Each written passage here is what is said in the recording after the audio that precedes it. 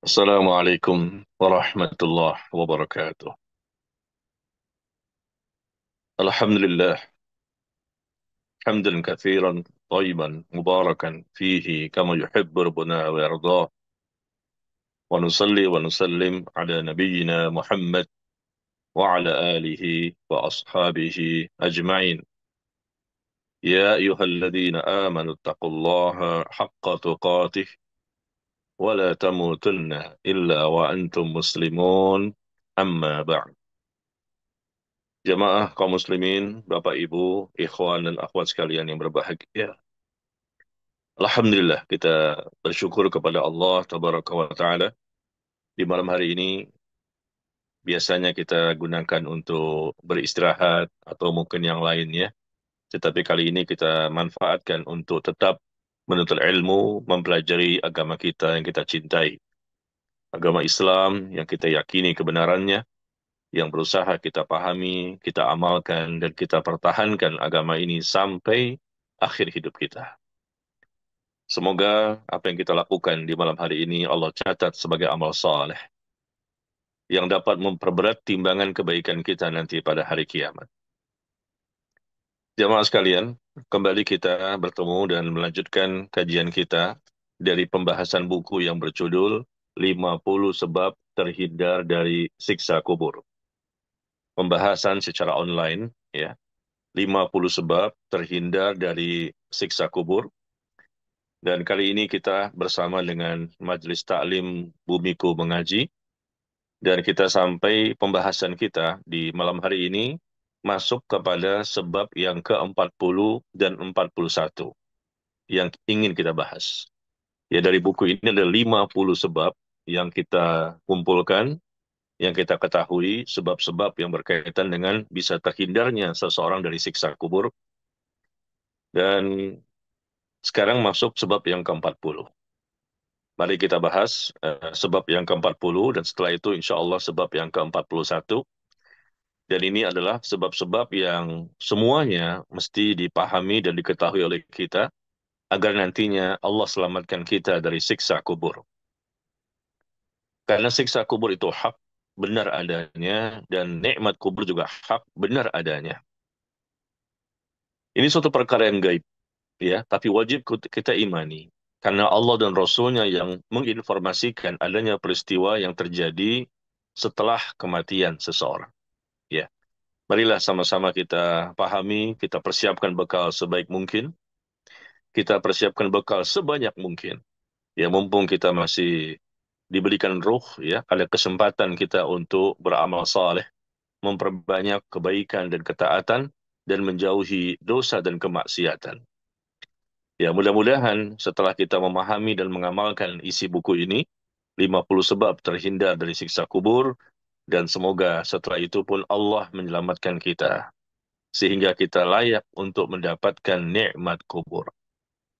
Ya, langsung saja ya, silakan jamaah sekalian yang punya bukunya, buka di halaman 101. Ya, coba dibuka di halaman 101, sebab yang ke-40. Seseorang terhindar dari siksa kubur tentunya dengan izin Allah, yaitu seseorang yang tidak bersikap ujub, berbangga diri, dan juga tidak bersikap sombong. Seseorang yang tidak bersikap ujub, berbangga diri, dan juga tidak bersikap sombong. Artinya kalau seseorang itu memiliki sifat ujub dan sombong pada dirinya, na'udzubillah, maka besar peluang dia mendapatkan siksa kubur. Nah, sekarang kita bahas dulu definisi dari ujub dan sombong sebelum kita membaca hadisnya. Ujub itu adalah seseorang yang membanggakan dirinya tanpa meremehkan orang lain. Dia berbicara dengan dirinya sendiri. Orang yang ujub, orang yang membangga-banggakan dirinya dengan kelebihan yang dia miliki. Padahal semua kelebihan itu berasal dari Allah. Tidak ada sedikit pun, tidak ada satu pun nikmat yang dimiliki oleh seorang hamba, melainkan itu semua berasal dari Allah.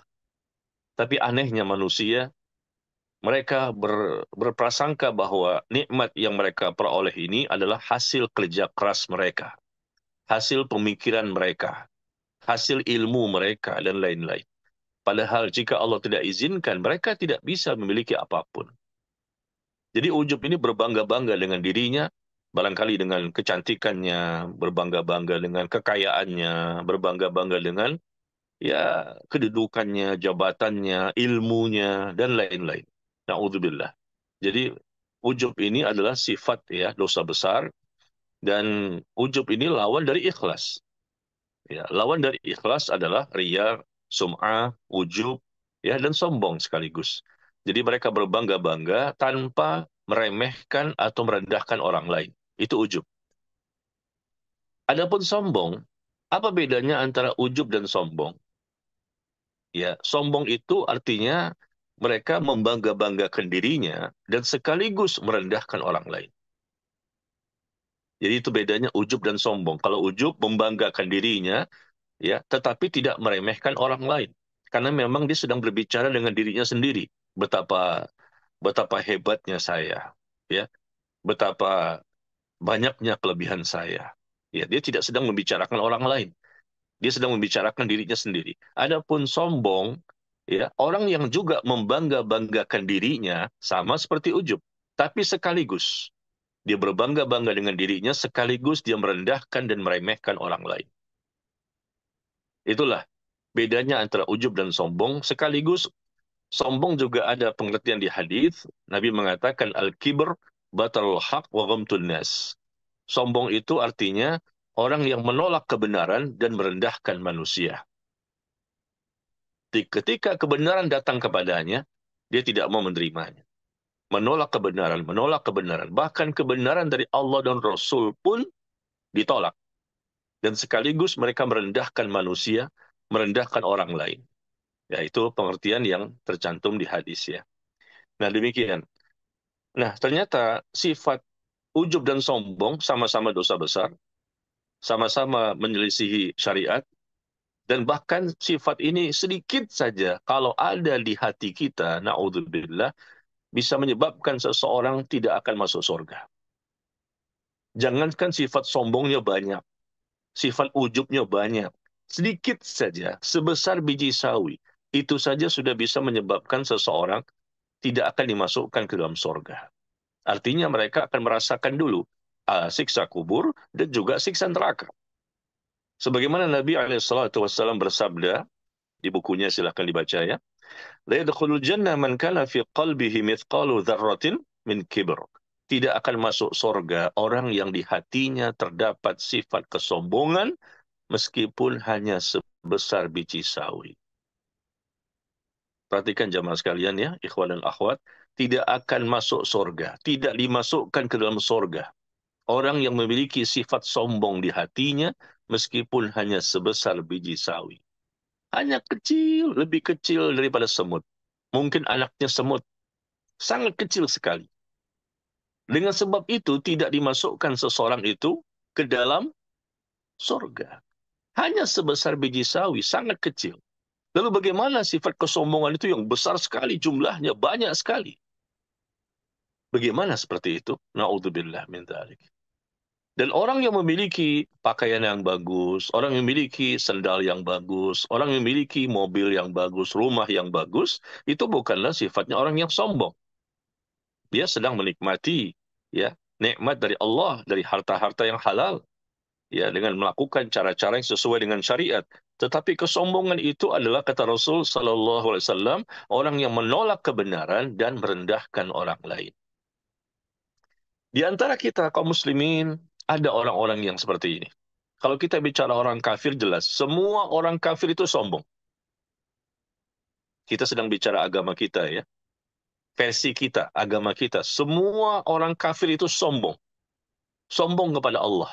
Menolak kebenaran yang datang dari Allah dan Rasul sallallahu alaihi wasallam dan merendahkan manusia, orang-orang beriman. Siapa lagi orang yang sombong dan mereka juga ujub? Yaitu semua orang-orang munafik.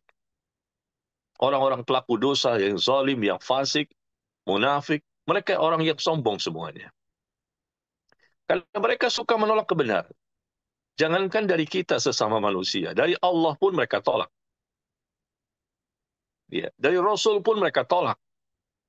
Orang yang tidak sombong itu hanyalah orang-orang mukmin yang saleh dan salehah.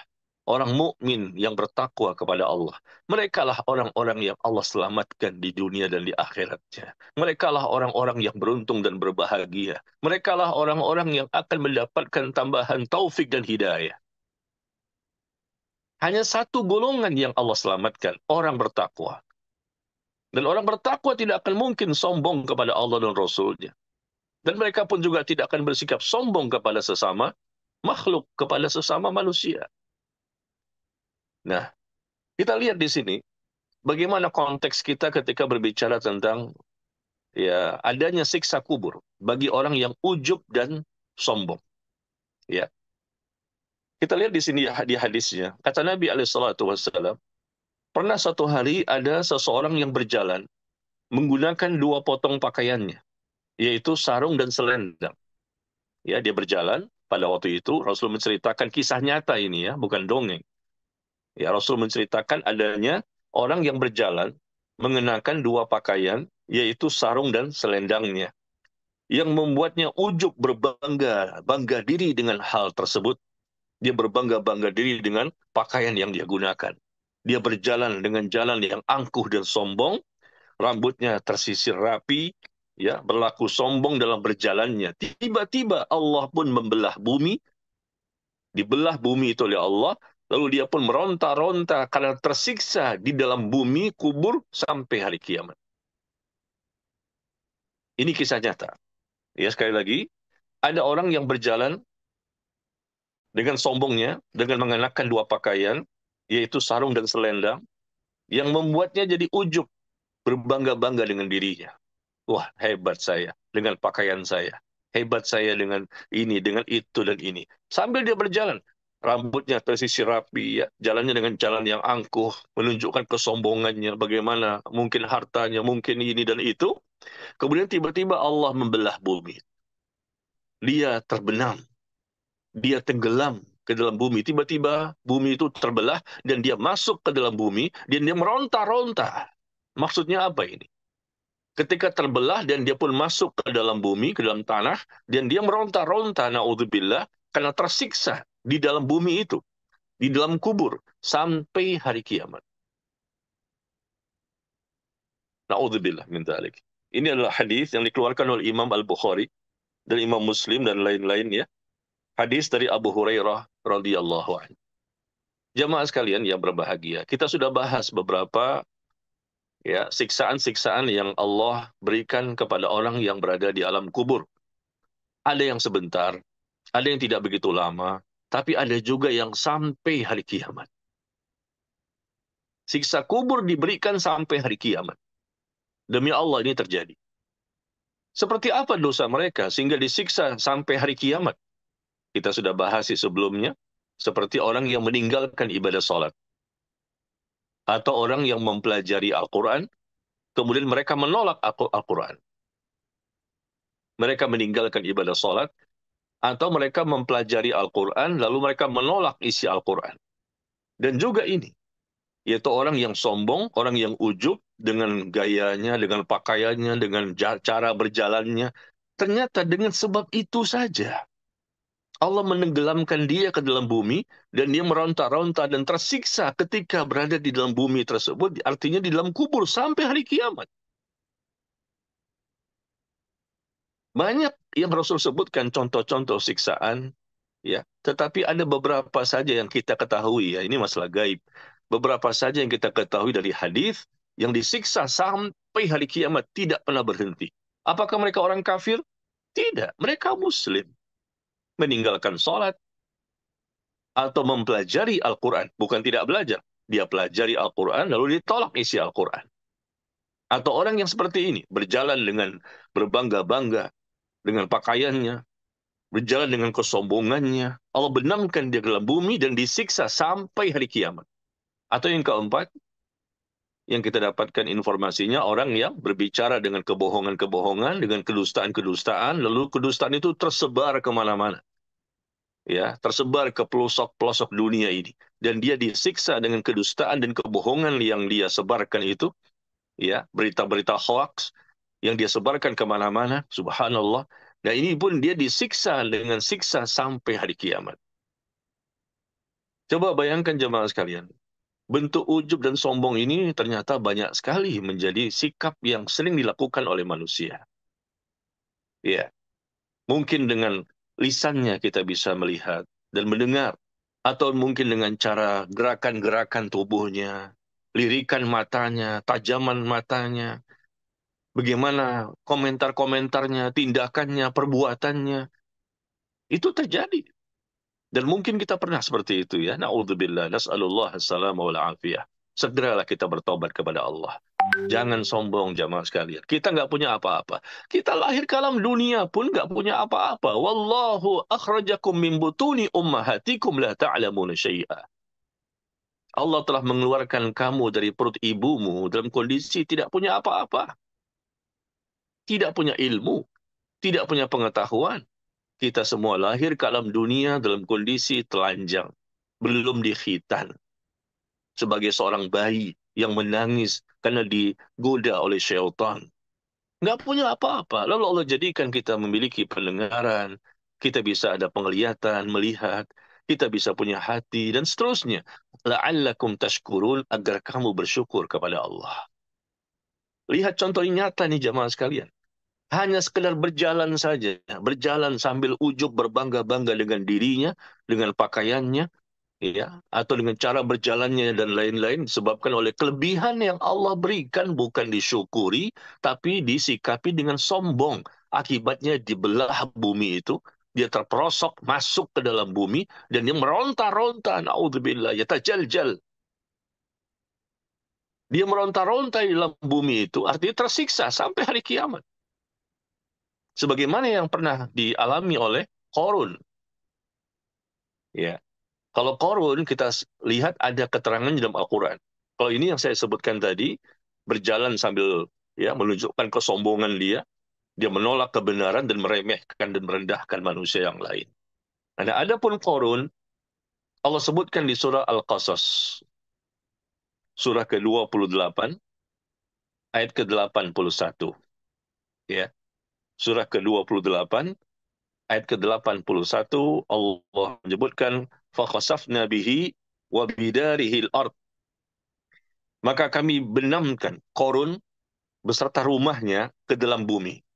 Maka tidak ada baginya suatu golongan pun yang menolongnya terhadap azab Allah. Dan tiadalah ia termasuk orang-orang yang dapat membela dirinya. Allah benamkan dia ke dalam bumi, dia tersiksa, meronta-ronta sampai hari kiamat. Sama seperti yang tadi berjalan-jalan saja untuk menunjukkan kesombongannya.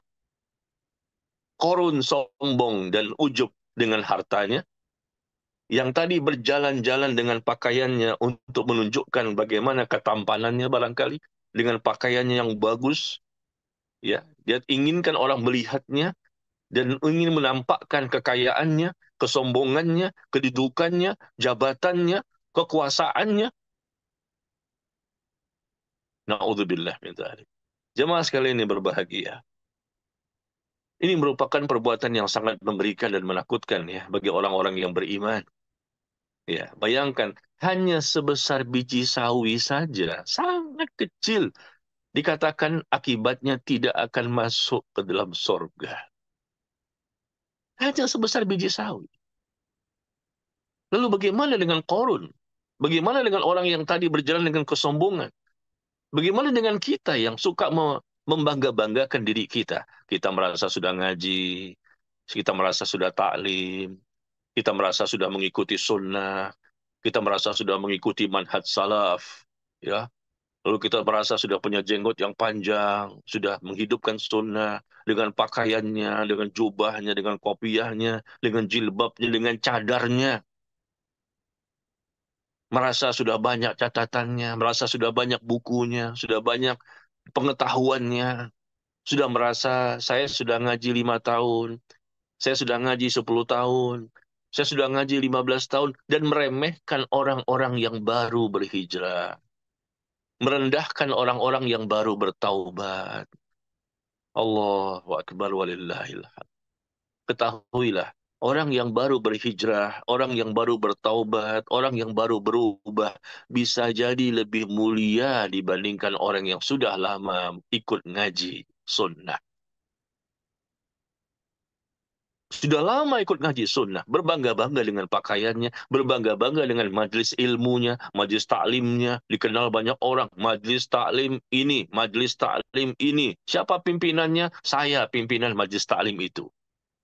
Saya mengkoordinir, saya panitianya. Berbangga dengan majlis taklim, berbangga dengan pimpinannya sebagai pimpinan majlis taklim, berbangga-bangga dia ngaji sana, ngaji sini, ustadznya banyak, bahkan berfoto-foto bersama ustadznya. Dengan ustadz ini foto, dengan ustadz ini foto, dengan ustadz ini foto. Banyak fotonya dengan beberapa ustadz sunnah, kemudian dia masukkan di Instagramnya. Untuk apa jemaah sekalian? Ini saya dapatkan ada seorang ikhwan seperti itu. Berfoto-foto dengan begitu banyak ustadz sunnah, dia tampilkan masing-masing ustadz dengan dirinya berdua, ya, berdua fotonya ada. Ustadz ini berdua dengan dia, ada di Instagramnya. Ustadz ini berdua dengan dia, ada di Instagramnya. Apa maksudnya Anda menampilkan foto Anda bersama dengan semua ustadz sunnah? Kalau memang tujuannya ikhlas lillahi ta'ala, sembunyikan amal soleh kita itu. Untuk apa kita menampilkan foto kita dengan semua ustadz? Minta foto-foto bareng dengan mereka. Apakah kita ingin menunjukkan bahwa saya ngaji, saya orang pengajian, saya ini orang soleh, saya ini selalu hadir di mana-mana, kajian dengan tema yang berbeda-beda, di masjid yang berbeda-beda. Allahul Musta'an. Padahal Allah tahu loh isi hati kita. Mau lari kemana kita? Allah tahu zahir kita, Allah tahu batin kita. Walaqad khalaqnal insan wa na'lamu ma tuwaswisu bihi nafsuh. Sungguh kami telah menciptakan manusia dan kami tahu apa yang dibisikkan oleh hati mereka. Apa yang terdapat di hati mereka Allah tahu. Rabbukum a'lamu bima fi nufusikum. Rabb kalian tahu apa yang ada di hati kalian. Mau lari kemana? Ainal mafar. Isi hati kita nih niatnya, tujuannya, maksudnya, tujuannya, Allah tahu. Ingin ria, ingin pamer, ingin sum'ah, ingin ujub, ingin sombong, Allah tahu. Siksa kubur menanti jamaah sekalian. Janganlah kita sombong ya. Ustadznya nggak boleh sombong, ulamanya nggak boleh sombong, nggak boleh ujub. Ujub ini kan perbuatannya iblis. Saya lebih baik dibandingkan ya Adam. Engkau ciptakan aku dari api. Adam engkau ciptakan dari tanah. Aku lebih baik dibandingkan dia. Ini ujub. Dan sombong itu awal cikal bakalnya dari ujub. Ketika sudah ujub, lahirlah sombong. Ya, na'udzubillah min dzalik. Jangan seperti itu jemaah sekalian. Akhirat hanyalah untuk orang-orang yang tidak punya sifat ujub dan sombong. Jangan kita banggakan ilmu kita. Seharusnya kita syukuri. Jangan kita banggakan amal-amal kita. Seharusnya kita takut dengan amal tersebut. Karena amal kita pun masih misteri. Siapa yang bisa mengetahui amalnya sudah pasti diterima oleh Allah? Siapa yang bisa mengetahui bahwa dosa-dosanya sudah pasti diampuni oleh Allah? Siapa yang bisa menjamin bahwa dia akan selamat nanti di akhirat? Tidak ada yang bisa mengetahui. Lalu kenapa kita bersombong diri, membangga-banggakan diri? Innallaha la yuhibbu man kana mukhtalan fakhura. Sesungguhnya Allah tidak menyukai orang-orang yang sombong dan suka membangga-banggakan dirinya. Ini kita lihat. Ada jamaah yang sudah ngaji sunnah, berbangga-bangga dan sombong dengan dirinya. Dan ada juga yang sudah menjadi ustadznya, bisa jadi tergelincir. Berbangga-bangga dengan ketenarannya, ya. Mungkin dia populer, mungkin dia terkenal, mungkin ilmunya banyak, mungkin bukunya banyak. Ya, subhanallah. Ini semuanya ujian jamaah sekalian.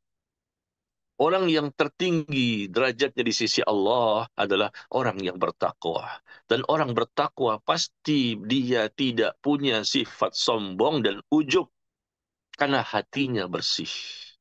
Orang bertakwa itu orang yang hatinya bersih, hatinya qalbun salim. hatinya adalah hati yang mudah diajak taat kepada Allah, hatinya mudah diajak untuk menjauhi dosa dan kemaksiatan. Makanya Allah sebutkan kehidupan akhirat nanti tidak diberikan, ya, kehidupan akhirat yang penuh dengan kenikmatan, keindahan, kebahagiaan tidak diberikan kepada orang yang sombong dan ujub. Akhirat. Nah, alam kubur termasuk alam akhirat.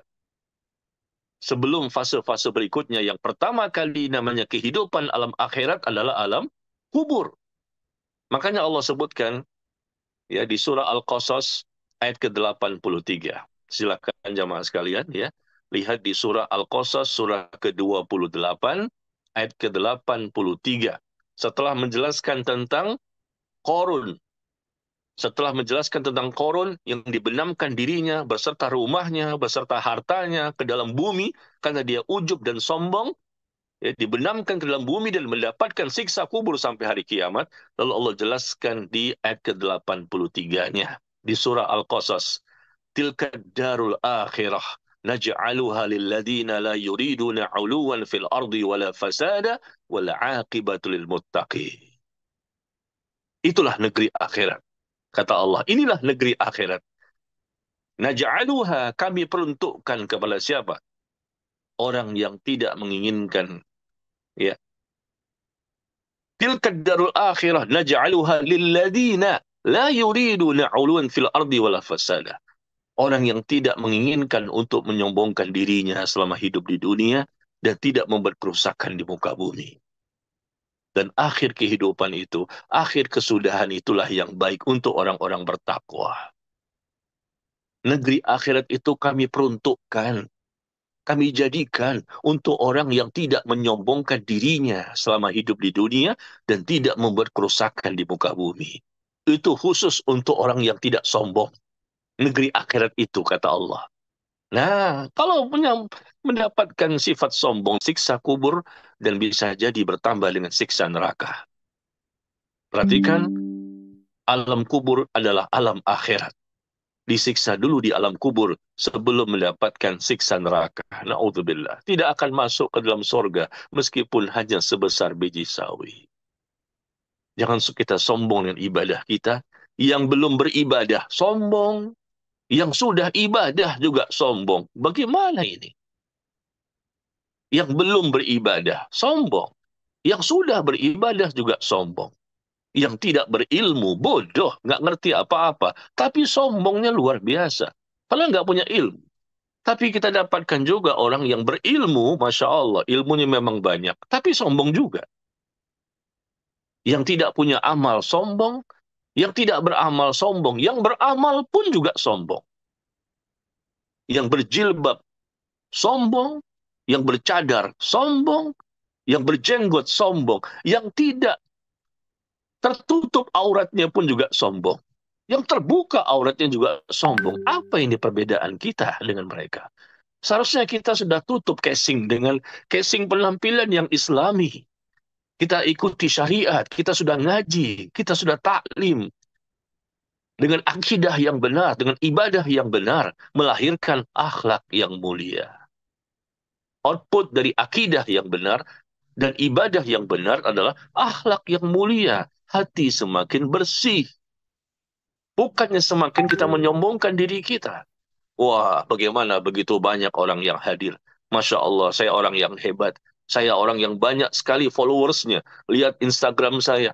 Lihat sosial media saya. Anda berapa sosial medianya? Ya, Instagram cuma 10.000. Lihat saya, 1 juta followersnya. Saya berapa? 100.000 followersnya. Berbangga-bangga dengan followers. Ikhwan dan akhwat. Apa yang antum banggakan dengan followers di Instagram, di YouTube, di Facebook, dan lain-lain? Mereka tidak akan bersama dengan Anda nanti ketika di akhirat. Kita nafsi-nafsi, sendiri-sendiri menghadap Allah nanti ketika dihisap amal kita. Nafsi-nafsi, sendiri-sendiri. Apakah followers yang banyak sekali di sosial media akan menolong kita? Membantu kita di alam kubur? Apa dibangga-banggakan ini? Ini penyakit, ya, penyakit hati. Karena hatinya berpenyakit, hatinya keras. Hatinya kotor karena banyak dosa. Ini yang kita saksikan, contoh-contoh yang gampang dan nyata. Kalau di masyarakat juga ada, tapi yang paling gampang di sosial media lah. Berbangga-bangga dengan perhiasannya, berbangga-bangga dengan pakaiannya. Bahkan wanita secara khusus, Nabi menyebutkan dalam hadis yang dikeluarkan oleh Imam Al-Baihaqi, hadis yang disahihkan oleh Syekh Al-Albani rahimahullah. Perhatikan para akhwat ya. Nabi SAW bersabda, ya, syarrun nisaikum wa syarrun nisaikum al-mutabarrijal al-mutabarrijat al-mutakhayyilat wa hunnal munafiqat. Seburuk-buruk wanita kalian, wanita yang paling jelek, paling buruk dalam Islam ini. Siapa ini? Siapa dia? Al-mutabarrijat, al-mutakhayyilat. Yaitu wanita yang suka tabarruj, memamerkan kecantikannya, memamerkan make up-nya, memamerkan keindahannya, memamerkan bajunya, memamerkan ya bagaimana dia ingin menampilkan sesuatu keindahan dari mukanya atau badannya atau pakaiannya. Dia pamerkan kepada orang lain, tabarruj. Dan wanita itu juga sombong. Mereka adalah wanita-wanita munafik. Rasul menyebutkan kalimat sombong di sini.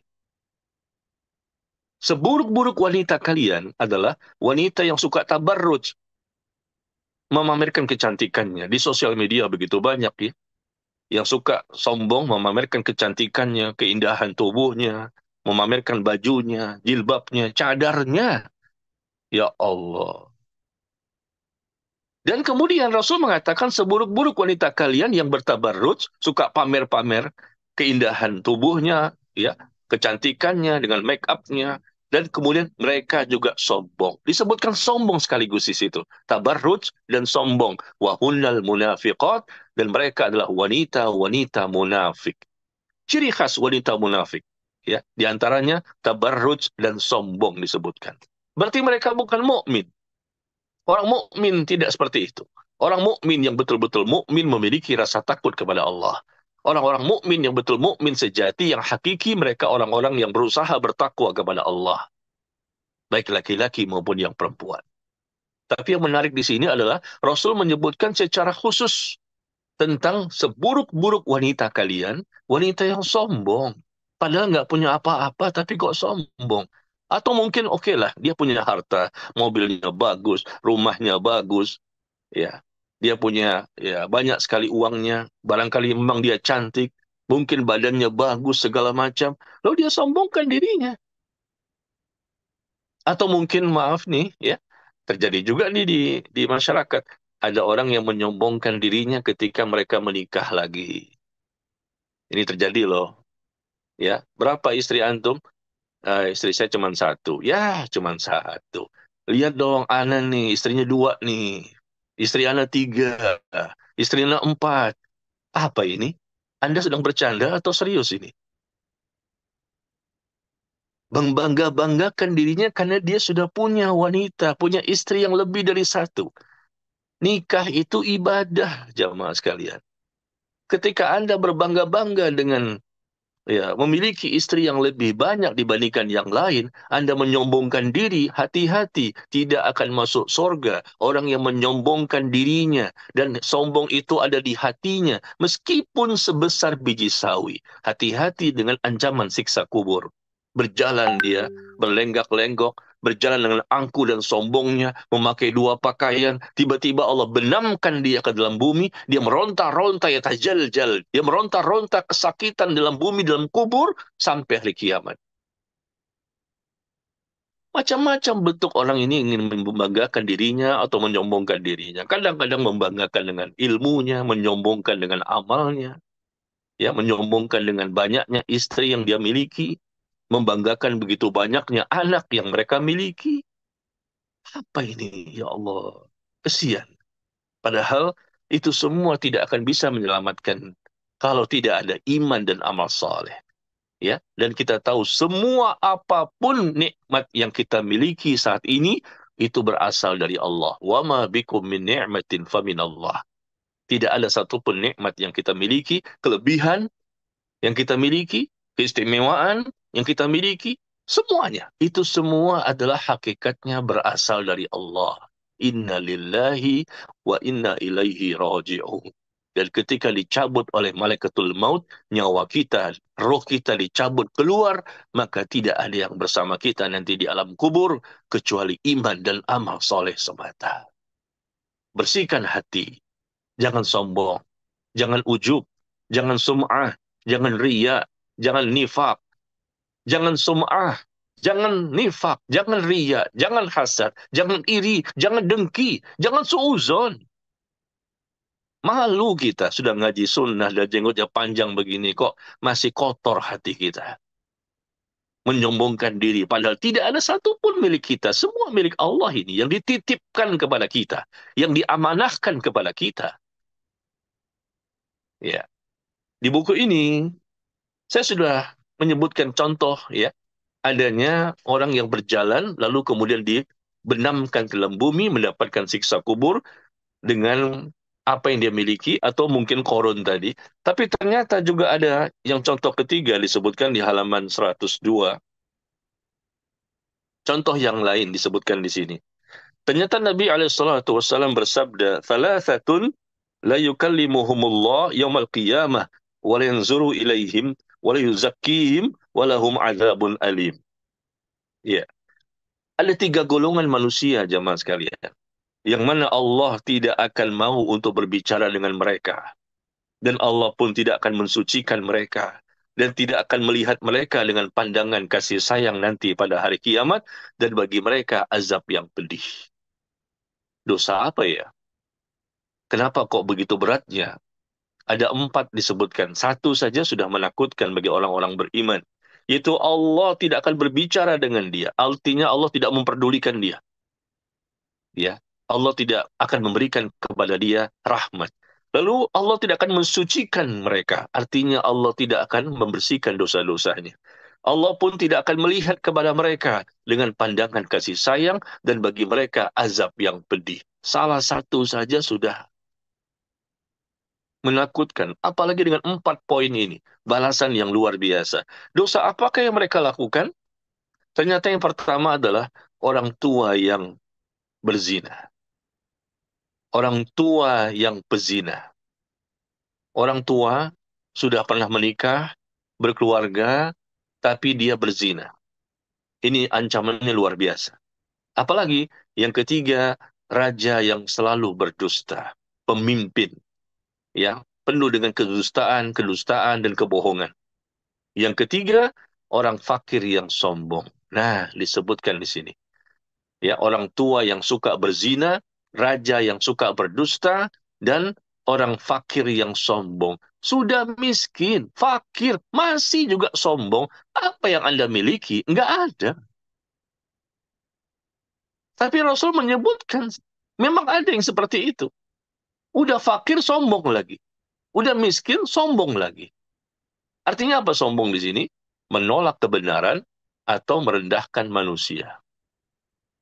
Orang yang fakir, orang yang miskin tapi sombong mendapatkan hal seperti ini. Allah tidak akan berbicara dengan mereka, Allah tidak akan mensucikan mereka, Allah tidak melihat mereka dengan pandangan kasih sayang, dan bagi mereka azab yang pedih. Orang fakir yang sombong, udah miskin, fakir, nggak punya apa-apa, tapi sombong.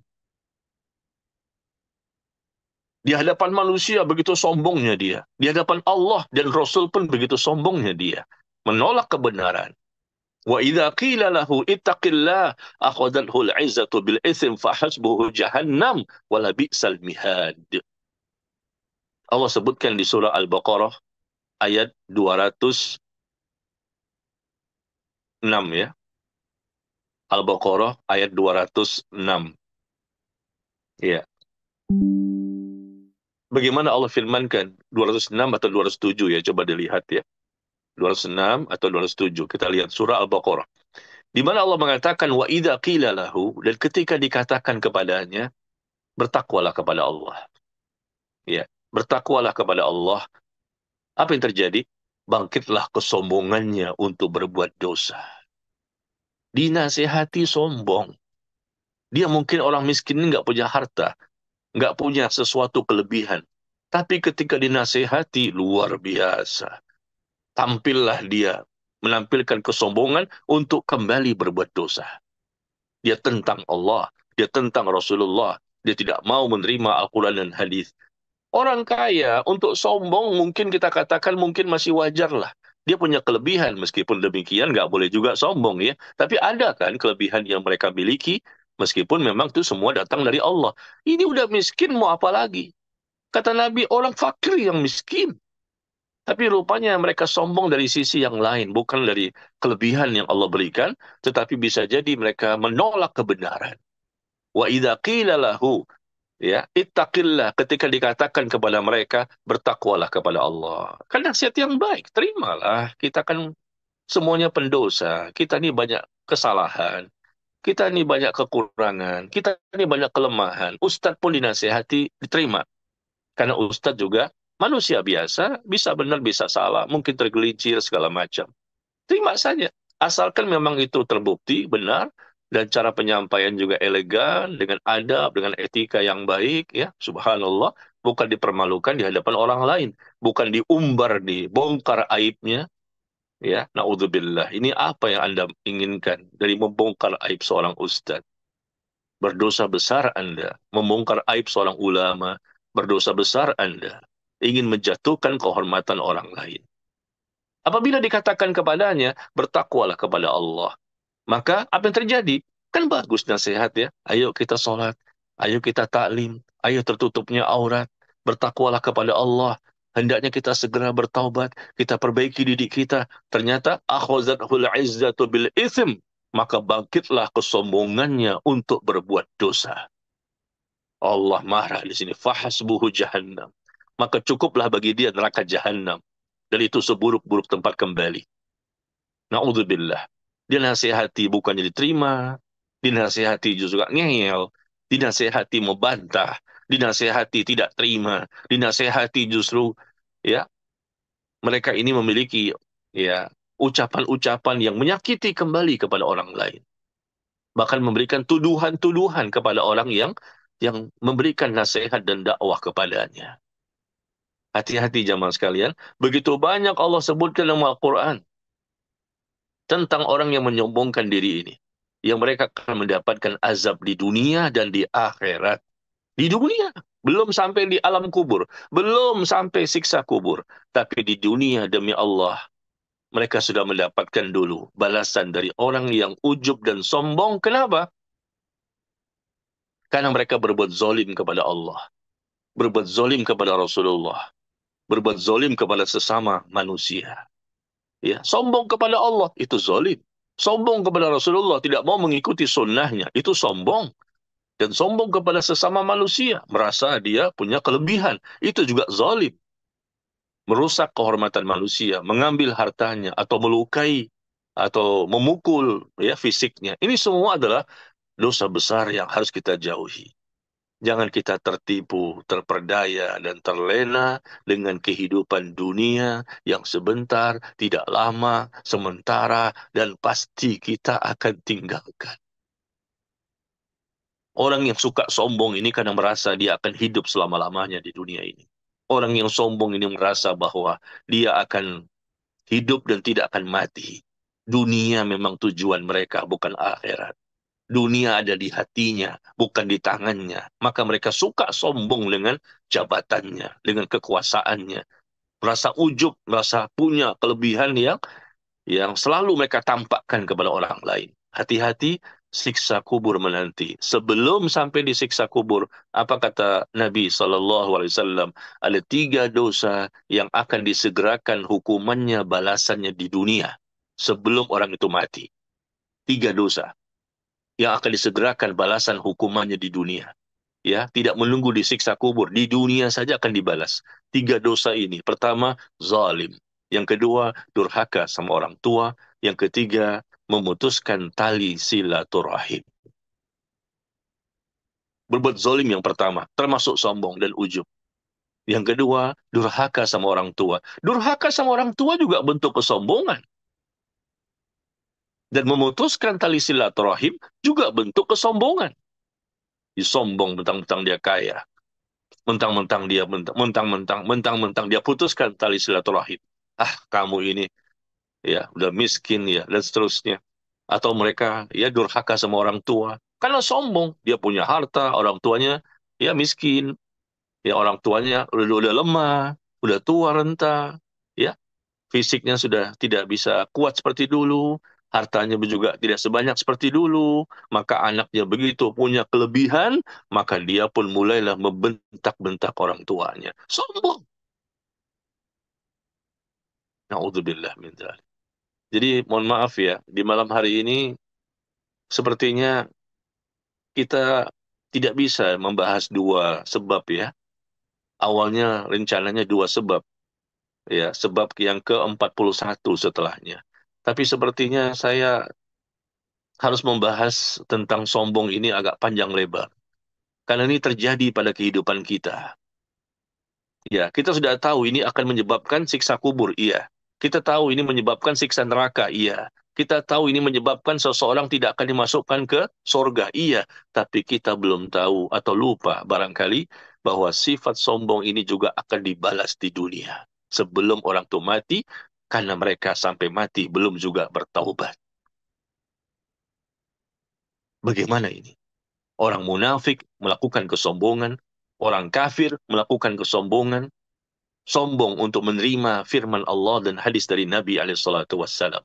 Beragama hanya berdasarkan hawa nafsu, beragama berdasarkan perasaan, beragama berdasarkan logika saja, beragama berdasarkan selera masyarakat. Islam bukan milik manusia. Agama Islam ini milik Allah. Allah yang berhak untuk menetapkan dan memutuskan. Rasulullah mengajarkan dan mencontohkan. Kenapa kita tidak mau diatur hidup dan kehidupan kita oleh Allah dan Rasul Sallallahu Alaihi Wasallam? Kenapa kita tidak mau diatur hidup dan kehidupan kita? Kenapa kita ingin mengatur diri kita sendiri dengan sesuaikan hawa nafsu kita? Subhanallah. Orang yang tidak mau kembali kepada Quran dan Sunnah karena sombong. Diajak, ini dalilnya, ayatnya, ini hadisnya, ini keterangannya, ini contohnya, ini tuntunannya, ini dalilnya. Apa kata mereka? Hasbuna ma wajadna alaihi aba'ana. Cukuplah bagi kami apa yang kami dapatkan dari nenek moyang kami, seperti ini cara pengajarannya. Tidak seperti yang kalian ajarkan kepada kami. Wa idza qila lahum ta'alu ila ma anzalallah wa ila rasul qalu hasbuna ma wajadna alaihi aba'ana awalau kana aba'uhum la ya'lamuna syai'an wa la yahtadun. Apabila dikatakan kepada mereka, mari kita kembali kepada Al-Quran dan As-Sunnah. Kita kembali bagaimana Allah dan Rasulnya mengajarkan kepada kita, maka mereka mengatakan, cukuplah bagi kami apa yang kami dapatkan dari nenek moyang kami. Cara beragama kami seperti ini. Yang kami dapatkan dari nenek moyang kami, tradisi kami, kebiasaan kami, adat istiadat kami, budaya kami. Padahal kata Allah, nenek moyang mereka, orang tua mereka adalah orang-orang yang tidak mendapatkan hidayah. Dan mereka juga bukan orang-orang yang berilmu. Kenapa sombong ketika sudah datang dalil, hujah, argumen, keterangan, yang sebetulnya bahkan mereka pun tidak bisa menjawab. Tapi tetap kekeh berpegang teguh dengan kebodohannya. Berpegang teguh dengan hawa nafsunya. Ini orang yang sombong luar biasa. Tidak mau beribadah sebagaimana yang Rasul ajarkan. Tidak mau beragama sebagaimana yang Rasul dan para sahabat contohkan. Ini kesombongan. Meskipun bisa jadi niatnya ikhlas mungkin, tetapi mereka tetap ikhlas karena Allah barangkali, tapi cara beragamanya tidak sesuai dengan syariat. Padahal kalau kita bicara yang namanya ikhlas, ikhlas itu jamaah sekalian. Orang yang betul-betul ikhlas karena Allah, nggak mungkin dia menolak syariat. Nggak mungkin dia menolak sunnah. Tidak mungkin. Orang yang betul-betul ikhlas karena Allah, nggak mungkin dia menolak sunnah Nabi SAW. Orang yang menolak sunnah Rasul, ajaran Rasul, syariat Rasul. Karena apa? Karena dia belum ikhlas. Hatinya menolak, belum ikhlas untuk mengikuti syariat Rasul. Berarti ada apa? Di hatinya ada kesombongan. Dia hanya mau mengikuti organisasinya. Dia hanya mau mengikuti ormasnya. Dia hanya mau mengikuti partainya. Dia hanya mau mengikuti lembaganya, yayasannya. Ya Allah, Islam bukanlah ormas. Islam bukan organisasi. Islam itu Al-Quran dan As-Sunnah. Hati-hati, apa ancaman tadi? Berjalan dengan ujubnya, dengan sombongnya. Allah tenggelamkan dia ke dalam bumi. Dia meronta-ronta sampai hari kiamat tersiksa. Begitu juga korun seperti itu. Ya, inilah yang sedikit yang bisa saya sampaikan kepada jamaah sekalian. Ya, mohon maaf atas segala kekurangannya. Dan insya Allah ya di pertemuan berikutnya nanti kita akan masuk kepada sebab yang ke-41 ya dan seterusnya ya. Saya lebih fokuskan dan saya banyakkan pembahasan ujub dan sombong ini. Kenapa? Karena kita dan kaum muslimin yang lain banyak melakukannya. Bertobatlah segera kita kepada Allah. Kalau kita sombong dan tidak bertaubat, ujub tidak bertaubat, nggak berkah ilmu kita, nggak berkah amal kita, nggak berkah hidup kita, tidak bermanfaat kalau kita tidak bertobat kepada Allah.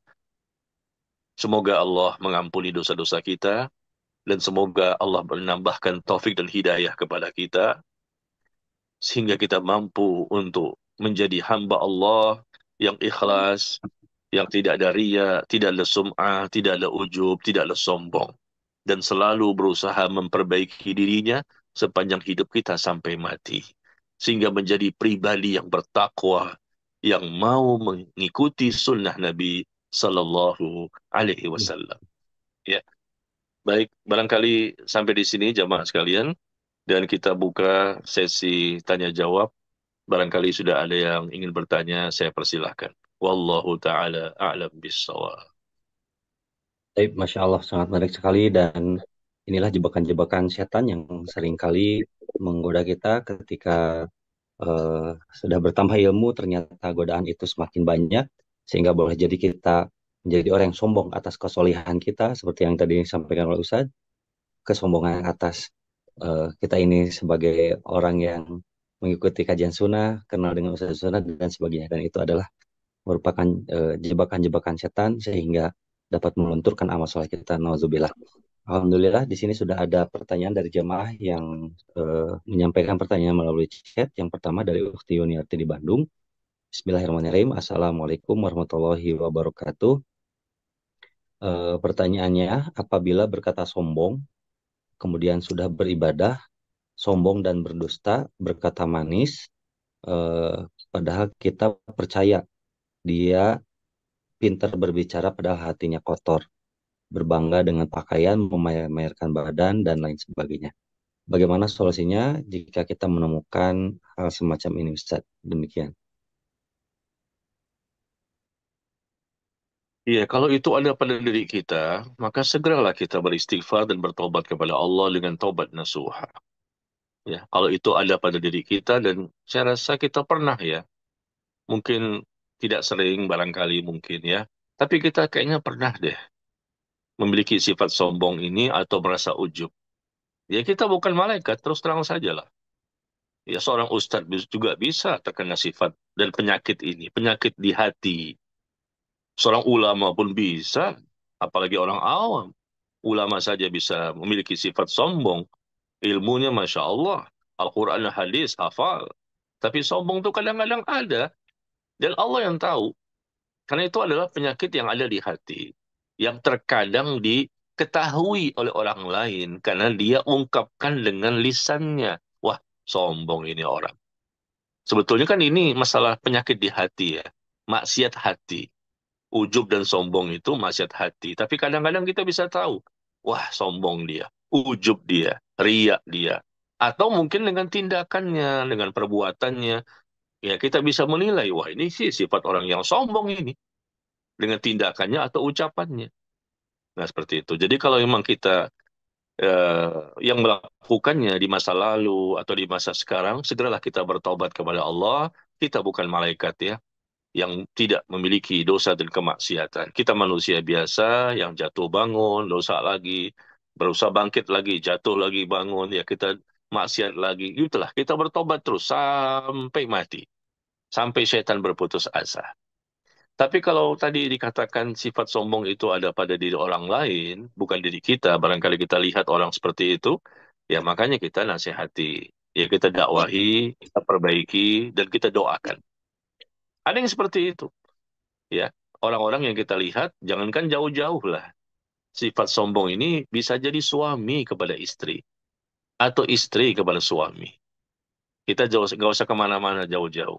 Kadang-kadang suami karena dia mencari nafkah, iya, dia mencari nafkah, dia yang punya duit, ya. Nah, kemudian dia memimpin rumah tangga, kemudian dia sombong banget kepada istrinya dan kepada anak-anaknya. Dan istri melihat sekali dari ucapannya, tindakannya, perbuatannya, bentuk kesombongannya karena merasa dialah yang punya uang, dialah pemimpin. Tapi kok merendahkan orang lain, meremehkan, menistakan, itu kan nggak boleh. Atau menolak kebenaran, istrinya menasehati, dia tolak. Istri menyampaikan kebenaran, dia tolak. Bahkan melarang istrinya untuk ngaji dengan ustadz sunnah. Gara-gara istrinya menasehatinya menyampaikan ayat Quran dan hadis. Sombong ini. Atau mungkin sebaliknya, seorang suami yang memberitahu kepada istri nasihat-nasihat yang baik. Orang yang menolak nasihat yang baik, ya, ucapan yang baik. Ini orang yang tidak ikhlas. Dia otomatis orang yang sombong, orang yang tidak tawadhu. Atau mungkin bisa jadi orang tua kepada anak. Anak menasihati, orang tua tidak mau terima. Atau orang tua menasihati anak, anak yang tidak mau terima. Jadi banyak sekali. Intinya adalah ya kita nasihati, kita dakwahi, kita perbaiki dan kita doakan. Hidayah datang dari Allah, tapi kita nggak boleh mendiamkan. Harus amar ma'ruf nahi mungkar. Orang yang sombong ini saudara kita sendiri.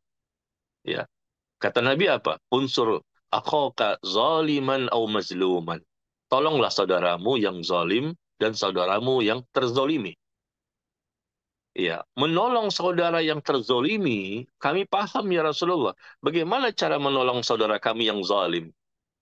Kata Nabi, andai kata kita tahu ada teman-teman kita, saudara kita, ya, sama-sama ngaji dan lain-lain, maka kita sampaikan nasihat, kita ingatkan dia, kita berikan artikel, kita kasih bukunya, kita kasih videonya, ya, dan seterusnya. Itu cara kita. Mudah-mudahan dengan demikian dia berubah dan orang yang mendapatkan hidayah. Orang yang mendapatkan hidayah dari Allah dengan sebab kita, maka itu luar biasa. Lebih baik dibandingkan dunia dan seisinya. Allah berikan hidayah kepada orang tersebut sehingga berubah akhlaknya, berubah akidahnya, berubah ibadahnya menjadi lebih baik. Itu lebih baik dibandingkan dunia dan seisinya. Ya, demikian. Wallahu taala a'lam bishawab.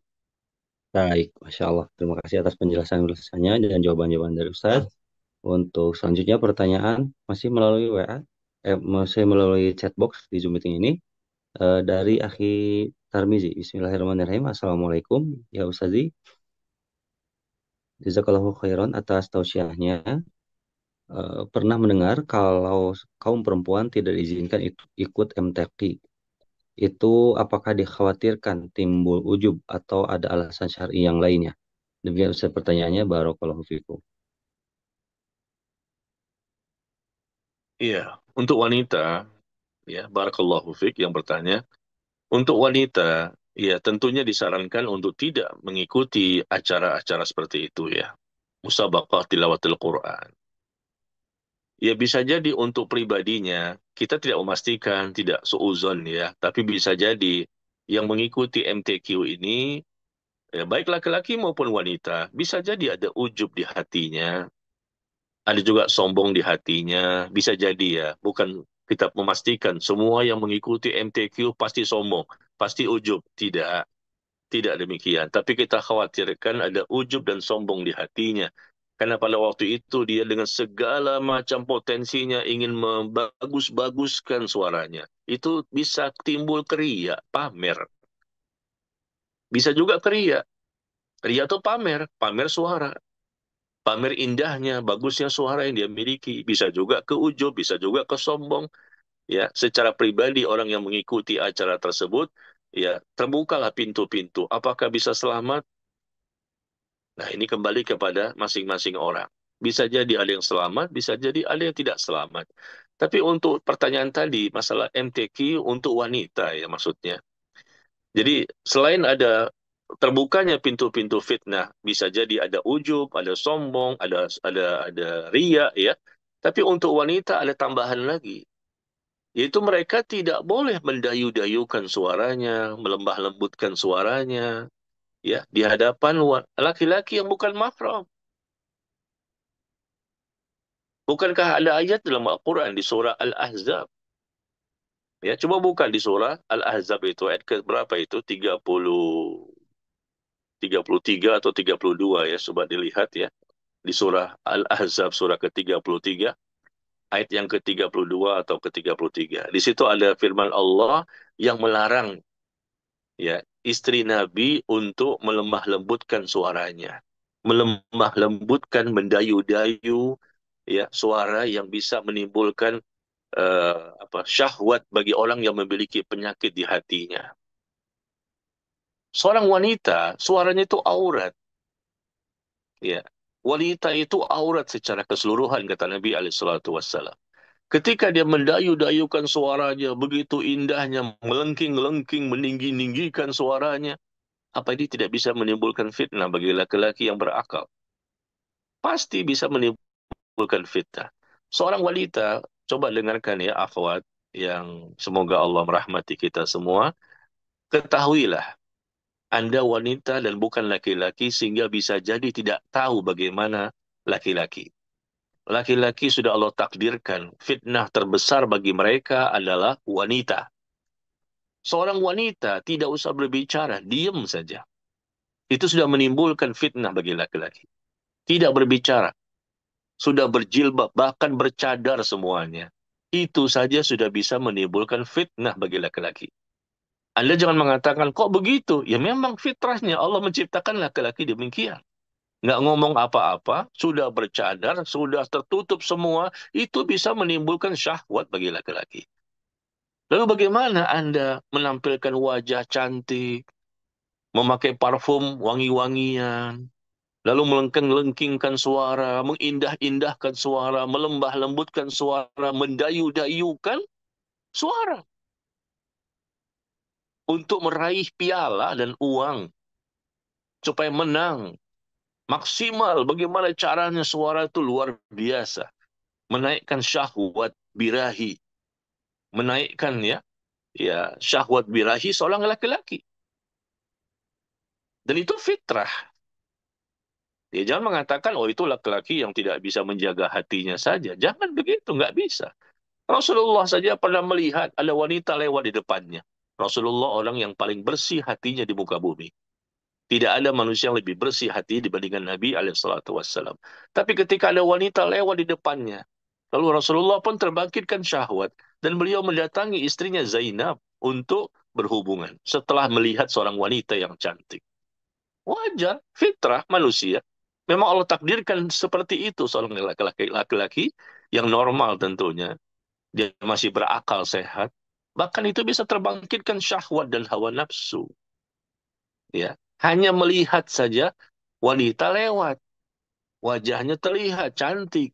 Ini bukan lagi wajah yang terlihat cantik. Suaranya juga merdu. Suaranya indah. Ya, mendayu-dayu, dilemah lembutkan, naik turun iramanya, naik turun, naik turun. Itu laki-laki yang menontonnya bagaimana? Nah, itu juga ya. Jadi itu tambahan bahwa tidak pantas, tidak layak, dan pasti berdosa. Saya katakan pasti. Ya, masalah ujub sombong, Allah yang tahu. Kita nggak tahu hati seseorang. Masalah ria, Allah yang tahu. Kita nggak tahu hati seseorang. Tapi ketika kita melihat dia mendayu-dayukan suaranya, ya, dia lembut-lembutkan suaranya, dia indah-indahkan suaranya ketika di perlombaan itu di hadapan laki-laki yang bukan mahram, maka saya berani mengatakan pasti akan menimbulkan fitnah bagi laki-laki dan itu dosa, ya. Istri Nabi saja baca tadi surah Al-Ahzab itu. Istri-istri Nabi saja yang dilarang yang sudah soleha, istri-istri Nabi yang sudah bertakwa, dilarang untuk melemah lembutkan suaranya. Padahal mereka orang bertakwa. Istri Nabi semuanya soleha, bertakwa semua. Tapi dilarang mendayu-dayukan suaranya. Karena bisa berbahaya bagi laki-laki yang memiliki penyakit di hati. Atau mungkin awalnya dia bersih hatinya, tiba-tiba menjadi berpenyakit. Apalagi yang sudah awalnya berpenyakit, tambahlah penyakitnya. Jadi Anda berdosa secara pribadi dan menimbulkan dosa bagi orang lain. Secara pribadi sudah berdosa, menimbulkan dosa bagi orang lain. Berapa ribu orang yang melihat dan semuanya terkagum-kagum. Wah, hebat. Bagus suaranya. Wah, indah. Alangkah seandainya dia bisa menjadi istriku. Ya, indah sekali. Direkam suaranya didengar, wajahnya dilihat. Bisa menimbulkan fitnah dan syahwat. Berapa banyak dosa yang Anda tanggung. Ya, jadi demikian jawaban saya. Ya, maka seorang wanita yang soleha tidak akan mungkin melakukan hal seperti itu. Dia akan baca Al-Quran, ya, dengan cara yang tentunya yang terbaik, tapi bukan di hadapan manusia, ya, untuk mendapatkan pujian, mendapatkan apa piala, mendapatkan uang. Dia baca sebaik-baiknya di hadapan Allah, ya, karena dia ingin beribadah ikhlas karena Allah supaya dia mendapatkan pahala yang sangat besar. Wallahu taala a'lam bissawab. Baik, Masya Allah. Eh, Dua pertanyaan dulu dari chat box. Untuk selanjutnya pertanyaan yang ingin bertanya secara interaktif dari Umu Amr. Disilakan, Umu Amr, pertanyaan. Ya, jazakumullahu khairan host.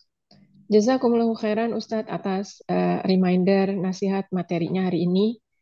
Dan pastinya ini mengingatkan Anda pribadi dan kami semua, itu kesombongan terjadi di mana-mana termasuk diri pribadi. Dan Ustadz mohon nasihatnya ketika kita punya lingkungan yang pekat sekali terhadap kesombongan. Artinya kami menyadari bahwa lingkungan keluarga yang jauh dari majelis ilmu.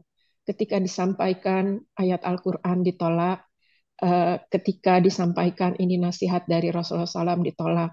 Tetapi alasannya bukannya sombong, saya begini karena saya juga punya prinsip, kamu punya prinsip. Sepertinya sedih Ustadz, tapi sulit untuk mengcounternya.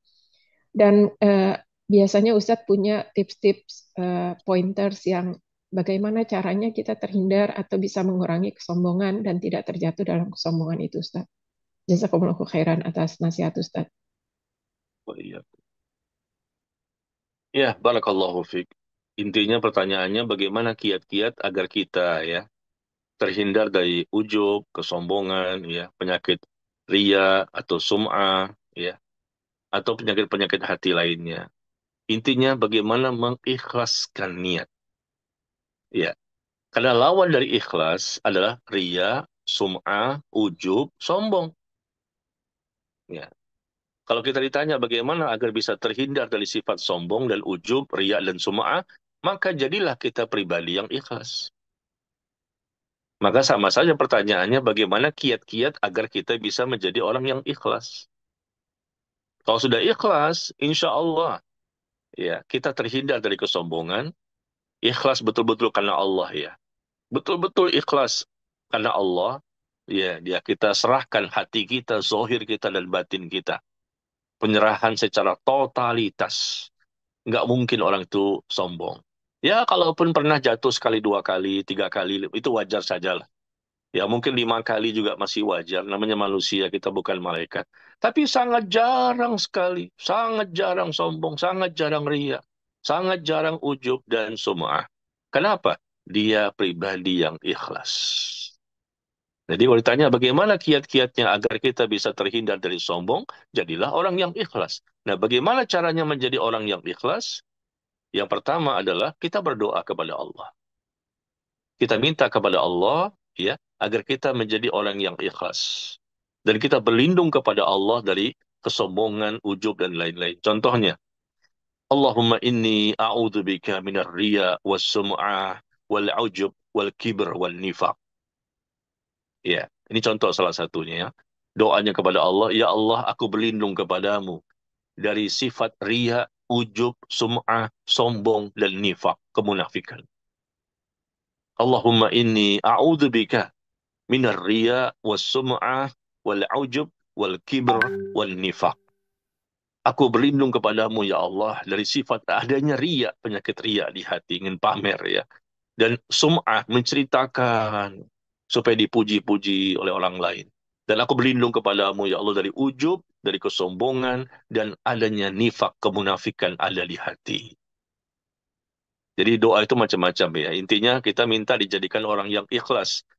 Ya, ini pertama. Yang kedua, untuk bisa terhindar dari kesombongan, tentunya kita harus berilmu, ilmu tentang bagaimana informasi yang mesti kita dapatkan, ya, informasi tentang keutamaan, keistimewaan, dan kelebihan orang-orang yang ikhlas. Apa istimewanya orang yang ikhlas? Pahalanya seperti apa sih? Orang yang tidak sombong itu pahalanya seperti apa? Keutamaannya seperti apa? Nah, kita baca hadis-hadisnya atau ayat-ayatnya ya berkaitan tentang keutamaan dan kelebihan orang yang tidak sombong, ya orang yang ikhlas. Nah, dengan kita mengetahui pahala-pahala itu, biasanya ya kita akan lebih kuat untuk istiqomah di atas keikhlasan dan tidak melakukan kesombongan. Yang ketiga, hendaknya kita mengetahui apa saja ancaman-ancaman kalau melakukan kesombongan. Apa saja siksaan, hukuman, dan balasan keburukan bagi orang yang tidak ikhlas. Ya. Apa saja bagi orang yang suka menolak kebenaran, ya, merendahkan manusia, apa saja. Yang tadi kita bahas kan contohnya ada. Ada ayatnya, ada hadisnya yang di buku kita lihat tuh cuma sedikit sekali sebetulnya ya. Masih banyak ayat dan hadis yang lain. Bertaburan ancaman-ancaman, siksaan, balasan keburukan dan hukuman. Nah, ini kalau kita tahu, ya insya Allah kita pun nggak berani melakukan kesombongan. Sedikit ilmu yang kita dapatkan dari Allah sampai hari ini. Sedikit amal kita yang kita lakukan saat ini. Nggak ada artinya. Seujung kuku pun tidak ada. Sangat sedikit ilmu kita, amal kita. Kenapa? Dibandingkan dosa kita lebih dahsyat. Dan yang sedikit ini pun, kalau betul-betul memang itu amal, diterima oleh Allah, sangat sedikit, itu pun kita nggak tahu diterima atau tidak. Diampuni atau tidak. Bagaimana kita bisa ujub? Saya ini punya kunci sorga. Saya ini keturunan Nabi. Darah kami ini darah dari Nabi. Ya Allah. Apa yang Anda banggakan dengan darah keturunan? Itu kalau benar. Kalau dusta, kalaupun benar, bukan dengan modal seperti itu untuk mendapatkan sorga. Rasulullah dan para sahabat itu mati-matian untuk bisa menjadi orang bertakwa. Tidak mengandalkan hanya sekedar nasab saja. Ya, jadi sekali lagi saya ulangi bahwa pertama kita dengan doa, perbanyak doa agar kita terhindar dari sifat ujub, sombong, dan lain-lain. Yang kedua tadi kita hendaknya mengetahui pahala apa yang Allah siapkan bagi orang yang ikhlas, bagi orang yang tidak sombong, bagi orang yang tidak ujub, dan lain-lain. Yang ketiga, apa saja ancamannya. Ancaman-ancaman ini sangat bermanfaat, menjadikan kita semakin termotivasi untuk menjauhi perbuatan-perbuatan seperti ini, karena kita takut mendapatkan hukuman, balasan keburukan, siksaan di dunia dan di akhirat. Yang keempat, barangkali bagaimana cara agar kita bisa terhindar dari kesombongan? Ya tentunya, cobalah kita bergaul dengan orang-orang yang kita perkirakan mereka orang yang baik. Jangan bergaul dengan orang-orang yang sombong. Ya, sudah kita nasihati, kita perbaiki, kita dakwahi, tetap saja tidak mau berubah, tetap dia ngeyel, tidak mau, ya sudahlah, kalau gitu kita menjaga jarak saja. Kita jaga jarak dengan orang seperti ini, kita bergaul dengan teman-teman kita yang mau ya untuk ikhlas hatinya secara totalitas, mau diatur hidup dan kehidupannya oleh Allah dan Nabi alaihissalatu wassalam. Yang berikutnya barangkali tingkatkan ilmu kita tentang ilmu syar'i. Ya, banyak-banyak kita belajar, menghadiri majelis ilmu, karena dengan kita banyak ilmu menumbuhkan rasa takut kepada Allah. Dengan rasa takut kepada Allah menjadikan kita nggak berani berbuat dosa, termasuk bentuk kesombongan. Karena Allah mengatakan innama yakhsyallaha min ibadihil ulama. Ya, Allah sebutkan di surah Fatir ayat ke-28. Di surah Fatir surah ke-35 ayat yang ke-28. Innama yakhsyallaha min ibadihil ulama. Sesungguhnya yang takut kepada Allah di antara hamba-hamba Allah yang sangat banyak di muka bumi ini, yang betul-betul takut kepada Allah hanyalah orang yang berilmu. Dengan ilmu menumbuhkan rasa takut. Dengan rasa takut, akhirnya nggak berani melakukan dosa. Termasuk kesombongan tadi. Maka semakin kita banyak belajar, semakin banyak kita menuntut ilmu, semakin sering menghadiri majelis ilmu, insya Allah ya kita pun akan terhindar dari sifat yang sombong. Barangkali satu lagi yang terakhir, hendaknya kita bersihkan hati kita. Bersihkan hati menjadi hati qalbun salim. Bersihkan, lembutkan hati kita. Karena sombong itu adanya di hati. Ya, di awalnya di hati. Sebelum lahir dengan lisan dan perbuatan, awalnya asal muasalnya dari hati. Dia menolak nasihat kita, dia membantah, dia ngeyel, dia ungkapkan dalih ini, argumen ini. Sebetulnya itu hanya ungkapan yang sebetulnya hasil dari hati. Hati dulu yang sombong, baru lisan dan perbuatan. Kalau hatinya bersih, nggak mungkin akan keluar kalimat seperti itu. Kalau hatinya bersih, tidak mungkin akan ada tindakan perbuatan seperti itu, menyombongkan diri. Maka langkah yang kita lakukan adalah bersihkan hati. Karena sombong itu asal muasalnya di hati, sebelum di lisan dan perbuatan. Bersihkan hati kita, ya, menjadi hati qalbun salim. Kita lembutkan hati kita, ya, menjadi hati yang akhirnya dari hati ini menumbuhkan akhlak yang mulia. Karena orang yang sombong itu berarti dia memiliki akhlak yang tercela. Dia sombong, ya, dia merendahkan orang lain, menolak kebenaran. Ini kan akhlak yang tercela. Kenapa terjadi akhlak yang tercela seperti itu? Karena hatinya keras. Hatinya berpenyakit. Banyak titik hitam yang ada di hati. Satu dosa melahirkan satu titik hitam. Satu dosa melahirkan satu titik hitam. Makin banyak titik hitam di hati yang tidak disertai dengan taubat, maka hati pun akhirnya menghitam. Dan menghitamkan semua ya yang ada di hati. Na'udzubillah. Dan pada waktu itulah hatinya menjadi keras. Maka perbaiki hati ini, bagaimana cara untuk melembutkan hati. Kita pelajari. Bagaimana cara menjadikan hati ini bersih dan suci. Insya Allah, semakin bersih, semakin suci hati ini, maka sombong pun akan hilang dari hati kita. Akhlak pun semakin mulia.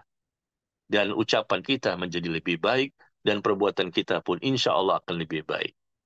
Ya, barangkali satu lagi yang terakhir, kita baca perjalanan hidup orang-orang saleh.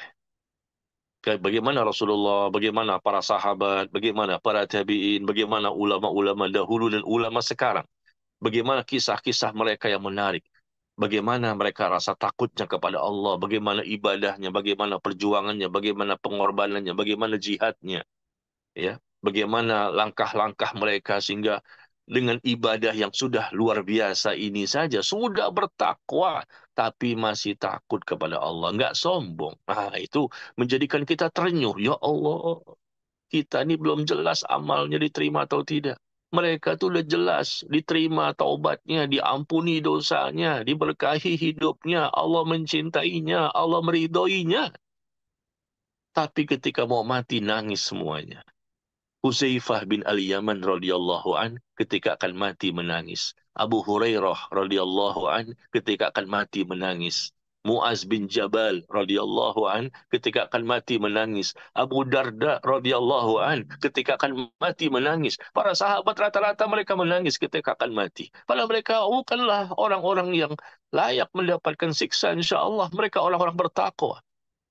Tapi mereka tidak membangga-banggakan dirinya dan tidak menolak kebenaran, dan tidak merendahkan manusia. Sudah bertakwa saja masih takut. Masa kita yang baru kemarin sore ngaji, menang casing doang tampilannya. Lalu kita mengatakan sudah jelas surganya, sudah jelas nikmat kubur, sudah jelas matinya husnul khotimah. Nah, dengan mungkin barangkali ya, kita membaca kisah-kisah yang menumbuhkan rasa takut mereka kepada Allah, ya akhirnya menjadikan kita pun nggak bisa untuk menyombongkan diri. Ibadahnya, contoh Utsman bin Affan. Utsman bin Affan radhiyallahu an, beliau selesai sholat Isya, selesai Isya berjamaah di masjid, beliau pun sholat sunnah 2 rakaat. Sholat sunnah 2 rakaat, tapi membaca 30 juz Al-Quran sampai mendekati waktu subuh. 30 juz Al-Quran dibaca dengan 2 rakaat. Begitu juga Tamim Ad-Dari radhiyallahu an, sahabat yang lain, membaca Quran dengan 2 rakaat, selesai 30 juz. Begitu juga Sa'id bin Jubair rahimahullah, seorang tabi'in. Beliau membaca Al-Quran 2 rakaat, selesai 30 juz. Begitu juga Al-Imam Abu Hanifah rahimahullah. Beliau membaca 2 rakaat, selesai 30 juz. Coba, apa yang mau kita sombongkan? Mau taruh di mana muka kita? Ini baru contoh kecil jamaah sekalian. Membaca Quran 30 juz hanya 2 rakaat. Dari mulai pada Isya sampai menjelang subuh selesai. Berdiri begitu lama. Tapi mereka takut kepada Allah. Ibadahnya dahsyat. Mereka orang bertakwa. Coba kita baca kisah-kisah seperti ini ya. Yang menjadikan jadi malu. Ya, nggak ada apa-apanya saya. Nggak, apa yang mau saya banggakan? Malu kita. Mau kita sombongkan diri kita. Ibadah malam nggak bangun. Tahajud juga barangkali sebentar. Inna a'toina kal kautsar. Wal asri innal insana lafi khusr. Ini 30 juz. Mau sombong dari mana kita? Nah, seperti itulah barangkali membaca kisah-kisah yang seperti ini yang membuat kita jadi malu dengan apa yang kita lakukan, nggak seberapa dibandingkan mereka ya. Nah, mungkin ini kiat-kiat agar kita bisa terlepas dari kesombongan dan sifat-sifat negatif yang lain. Wallahu a'lam bishawab.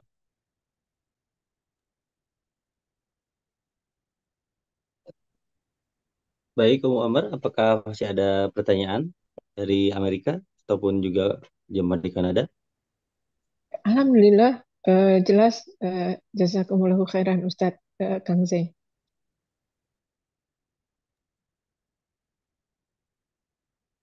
Baik, untuk selanjutnya kita beralih ke pertanyaan melalui chat box di Zoom meeting ini. Pertanyaan berikutnya dari Akhi Bapak Hairus Hamzah di Melaka, Malaysia. Bismillahirrahmanirrahim. Pertanyaannya, apakah lintasan kesombongan di dalam hati dan percakapan merupakan tablis iblis? Demikian Ustaz pertanyaannya. Iya, barakallahu fiik.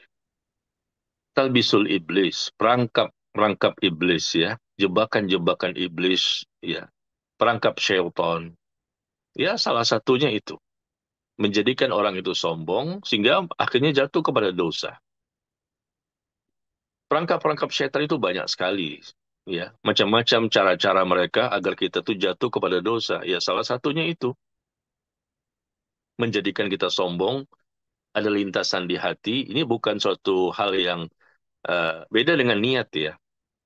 Berniat untuk melakukan dosa, baru niat, belum melakukan. Saya ingin melakukan ini, dosa. Baru berniat saja, ya, tidak dicatat dosanya.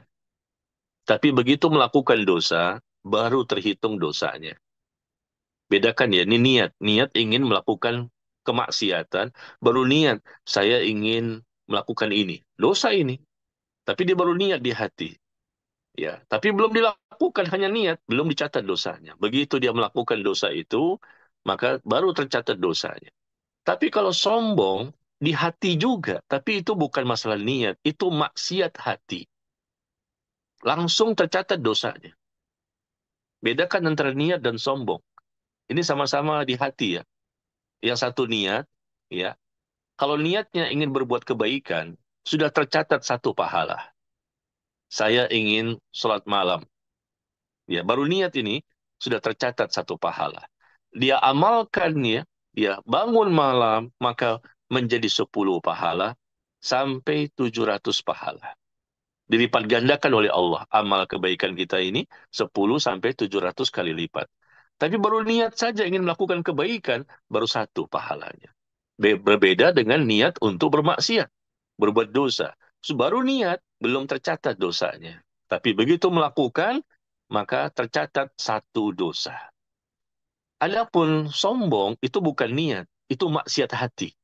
Lintasan di hati, ya, itu adalah maksiat hati yang langsung tercatat, meskipun sebesar biji sawi. Ria tercatat, sum'ah tercatat, ujub tercatat. Berbeda dengan niat tadi. Dan Allah tahu semua isi hati kita. Makanya Allah sebutkan tadi, Rabbukum a'lamu bima fi nufusikum. Allah mengetahui apa yang ada di hati-hati kalian. Allah menciptakan kalian manusia dan Allah lebih mengetahui apa yang ada di hati mereka. Walaqad khalaqnal insan wa na'lamu ma tuwaswisu bihi nafsuh. Dan kami telah menciptakan manusia dan kami mengetahui apa yang ada di hati mereka. Lintasan-lintasan hati, bisikan-bisikan hati, Allah tahu.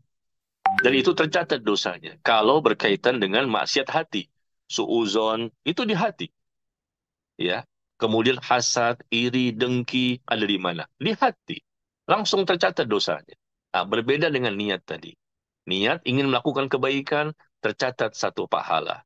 Niat ingin melakukan kejahatan, tapi baru niat, belum tercatat dosanya. Nah, seperti itu ya. Bagaimana? Sudah jam di Ya, Jakarta sudah setengah 10. betul, Ustaz. Di Bandung juga sudah 21.30. Dan Masya Allah ini jamaah sangat antusias sekali. Masih ada 4 pertanyaan yang tersisa. Jadi ini akan kami simpan terlebih dahulu untuk pertanyaannya. Insya Allah di lain kesempatan akan disampaikan pertanyaannya. Mudah-mudahan ada rezekinya begitu, Ustaz. Sebelum ditutup mungkin ada kesimpulan ataupun juga nasihat terakhir di penghujung kajian pada malam ini. Silakan Ustaz. Ya, barakallahu fiikum wa jazak. Marilah sama-sama ya, kita evaluasi diri, kita introspeksi diri, kita bermuhasabah. Orang yang semakin ngaji, semakin lama taklim, maka hatinya semakin bersih. Itu hasil pengajian. Ya, hati yang bersih melahirkan akidah yang bersih. Hati yang bersih melahirkan ibadah yang bersih. Hati yang bersih melahirkan akhlak yang mulia. Intisari agama ini hati. Agama Islam, agama hati. Kalau hatinya baik, maka baik semuanya. Dan kalau hatinya rusak, maka rusak semuanya. Ala wa inna fil jasadi mudghah. Ketahuilah, kata Nabi SAW, dalam tubuh manusia terdapat segumpal daging. Apabila dia baik, baik seluruh anggota tubuhnya. Dan apabila dia jelek dan rusak, maka jelek dan rusaklah seluruh anggota tubuhnya. Ketahuilah, dia adalah hati. Maka Rasul SAW ya menyampaikan dakwanya selama 23 tahun, 13 tahun di Mekah dan 10 tahun di kota Madinah. Salah satu yang Rasul ajarkan kepada para sahabat adalah bagaimana cara membersihkan hati-hati mereka. Dan membersihkan hati, tazkiyatun nufus, termasuk bab akidah. Ya, maka selama hati kita sudah bersih, qalbun salim, maka selesai urusan. Akan Allah berikan berbagai macam nikmat kepada kita. Sehingga kita mudah melejit dalam dakwah kita, melejit dalam ibadah kita, melejit dalam iman dan ilmu kita, mudah mencapai tingkat ketakwaan. Tapi kalau hati kita masih kotor, bermaksiat, banyak dosa, bahkan hati kita keras, na'udzubillah, sulit bagi kita untuk mengupgrade iman kita, untuk mengupgrade ya tingginya derajat kita di sisi Allah tabaraka wa taala. Nggak bisa. Jadi intinya adalah bersihkan hati, selamat dari maksiat-maksiat yang ada di hati, dan kalau sudah hati bersih, otomatis insya Allah akidah pun akan semakin baik ibadah semakin baik, dan akhlak semakin mulia. Dan inilah yang menjadikan orang mudah menjadi bertakwa dan mudah untuk istiqomah di atas ketakwaan sampai datangnya kematian. Semoga Allah jadikan kita seperti itu ya. Wallahu ta'ala a'lam Amin. bis-shawab. Wa sallallahu ala nabiyyina Muhammad walhamdulillahi rabbil alamin. Subhanakallahumma wa bihamdika asyhadu an la ilaha illa anta astaghfiruka wa atubu ilaik. Wassalamualaikum warahmatullahi wabarakatuh. Waalaikumsalam.